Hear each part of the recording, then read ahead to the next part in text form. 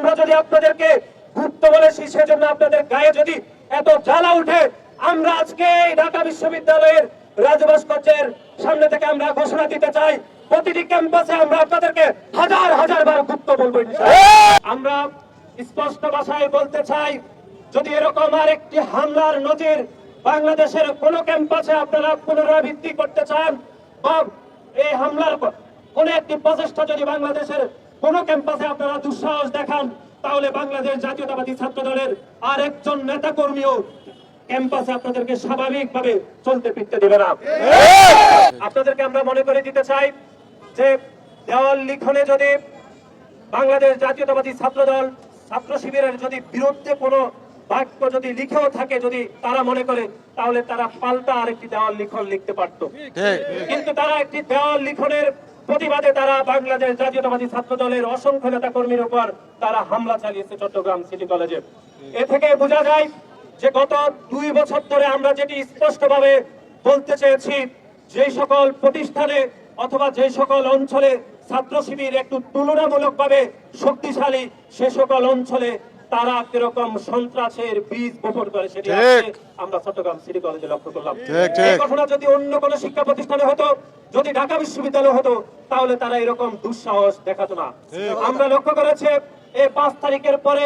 বাংলাদেশে যতগুলো বিচ্ছিন্ন ঘটনা ছাত্র শিবির ঘটিয়েছে, তার প্রায় 80 থেকে 85% সবগুলো চট্টগ্রাম অঞ্চলে তারা করেছে। কারণ তুলনামূলকভাবে চট্টগ্রামের কয়েকটি শিক্ষা প্রতিষ্ঠানে তারা অন্য যে কোনো শিক্ষা প্রতিষ্ঠান থেকে তাদের সাংগঠনিক অবস্থা মোটামুটি তুলনামূলক একটু ভালো, সেজন্য তারা সেখানে দখলদারিত্বের রাজনীতি,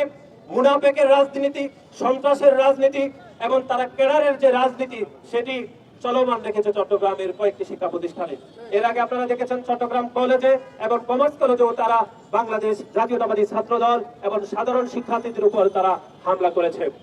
আমরা স্পষ্ট ভাষায় বলতে চাই, যদি এরকম আরেকটি হামলার নজির বাংলাদেশের কোন ক্যাম্পাসে আপনারা পুনরাবৃত্তি করতে চান, বা এই হামলার কোন একটি প্রচেষ্টা যদি বাংলাদেশের কোন ক্যাম্পাসে আপনারা দুঃসাহস দেখান, তাহলে বাংলাদেশ জাতীয়তাবাদী ছাত্র দলের আর একজন নেতা কর্মীও ক্যাম্পাসে আপনাদেরকে স্বাভাবিকভাবে চলতে ফিরতে দেবে না। স্পষ্টভাবে বলতে চাই যে একবার আমরা যদি আপনাদেরকে গুপ্ত বলেছি, সেজন্য আপনাদের গায়ে যদি এত জ্বালা উঠে, আমরা আজকে ঢাকা বিশ্ববিদ্যালয়ের রাজভাস্কর্যের সামনে থেকে আমরা ঘোষণা দিতে চাই, প্রতিটি ক্যাম্পাসে আমরা আপনাদেরকে হাজার হাজার বার গুপ্ত বলবো। 12 বছর ধরে আপনারা ছাত্রলীগের সন্ত্রাসীদের সাথে মিলে মিশে আপনারা রাজনীতি করেছেন, গুপ্ত রাজনীতি করেছেন, এবং ছাত্র লীগ যে রাজনীতিগুলো করেছে, যে সন্ত্রাসের রাজনীতি করেছে, যে দখলদারিত্বের রাজনীতি করেছে, যে গুম খুনের রাজনীতি করেছে, আমি ব্যক্তিগতভাবে মনে করে, আমাদের সংগঠনও মনে করে, তার প্রতিটির কিছুটা দায় ছাত্র শিবিরের সেই গুপ্ত রাজনীতিকেও নিতে হবে।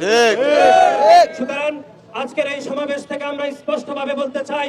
বাংলাদেশ জাতীয়তাবাদী ছাত্র দলের কোন নেতা কর্মীর গায়ে যদি আপনারা আজকে চট্টগ্রাম সিটি কলেজে যেরকম দুঃসাহস দেখিয়েছেন, পুনরায় যদি আপনারা দুঃসাহস দেখান, তাহলে বাংলাদেশ জাতীয়তাবাদী ছাত্র দল সাধারণ শিক্ষার্থীদের ম্যান্ডেটকে নিয়ে আমরা আপনাদের সন্ত্রাসের রাজনীতির বিরুদ্ধে আমরা খবর রচনা করবো ইনশাআল্লাহ।